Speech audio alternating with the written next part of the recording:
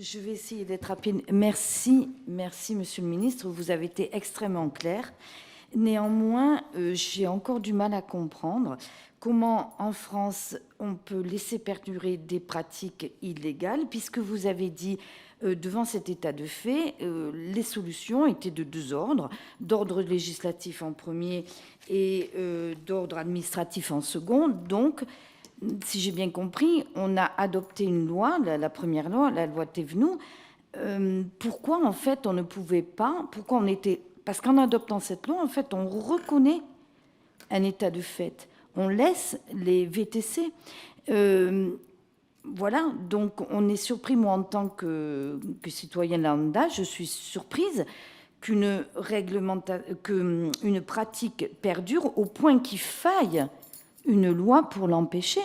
Donc pendant ce temps, elle perdure. Pourquoi on n'arrête pas tout de suite? Qu'est-ce qui fait qu'on ne les empêche pas de pratiquer? Voilà, ça c'était ma première question, puisque vous êtes très attaché à l'état de droit comme je le suis.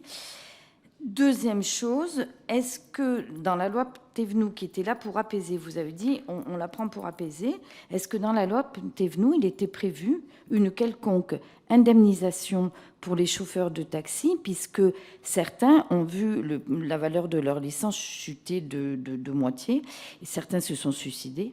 Est-ce que pour apaiser justement, la loi Thévenoud a imaginé, si elle n'a pas imaginé, pourquoi le problème d'indemnisation des licences? Bon, d'abord, nous n'avons pas laissé perdurer une situation illégale puisque Uber Pop a été fermé, puisque des actions ont été déclenchées contre Uber au terme de démarches notamment initiées par des membres du gouvernement à la faveur du déclenchement de l'article 40, que des tribunaux ont pris des décisions qui ont été confirmées par les instances d'appel. Donc on ne peut pas dire que rien n'a été fait, puisqu'au contraire, toute l'action que j'ai rappelée était destinée par la loi et par l'intervention de l'administration à préciser le cadre juridique et, lorsqu'il n'était pas respecté, à faire cesser l'activité. Pour ce qui concerne l'indemnisation, j'avais sur l'indemnisation des chauffeurs dont la valeur de la licence avait considérablement décru du fait de l'arrivée des VTC sur le marché, en sachant que la licence était l'équivalent pour les chauffeurs de taxi d'un fonds de commerce pour des commerçants, c'est-à-dire qu'il était un élément de leur patrimoine de retraite. On a oublié ça, mais c'était un élément déterminant.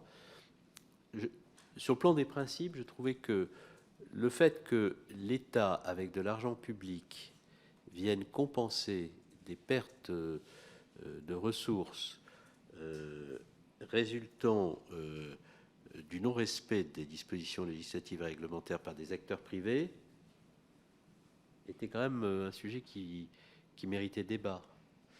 Et ça méritait débat. Et donc, il fallait plutôt réguler l'activité des transports aux personnes pour que les licences ne perdent plus de valeur et même reconstituent leur valeur. Et de ce point de vue-là, ce qui a été fait avec les licences incessibles gratuites était de nature, pour les licences qui avaient été acquises, de permettre le maintien de leur valeur, éventuellement leur revente, plutôt que de voir l'État, avec l'argent public, venir compenser pour le compte des artisans ce qui résultait de la spéculation et du non-respect de la loi par des acteurs privés dont on connaissait les marges, et éventuellement qu'on mette en place un fonds d'indemnisation payé par Uber me paraissait bien plus sensé que de mettre en place un fonds d'indemnisation public.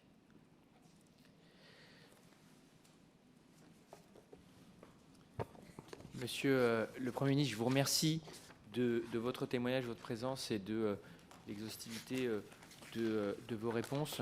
Si nous avons des questions complémentaires, je pense que nous vous les ferons parvenir. Et puis, bien entendu, n'hésitez pas à revenir vers notre commission d'enquête si vous voulez vous-même apporter des précisions ou des éléments complémentaires, puisque nous continuerons à travailler jusqu'en juillet. À l'intervalle, je vous remercie infiniment et je vous souhaite une excellente journée.